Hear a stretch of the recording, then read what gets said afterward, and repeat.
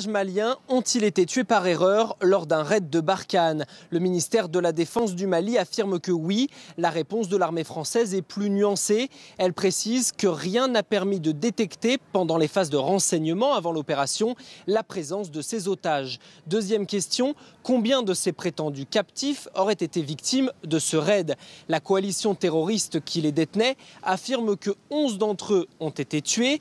Ni les Maliens ni les Français ne s'aventurent à donner un chiffre, mais le ministère de la Défense du Mali s'appuie sur 6 photographies présentées comme étant celles des soldats victimes de cette opération française. Dans un document confidentiel, les photos sont mises à côté d'autres photos prises, celles-ci lorsque les soldats étaient encore vivants, et sont ensuite comparées d'une manière extrêmement amateur.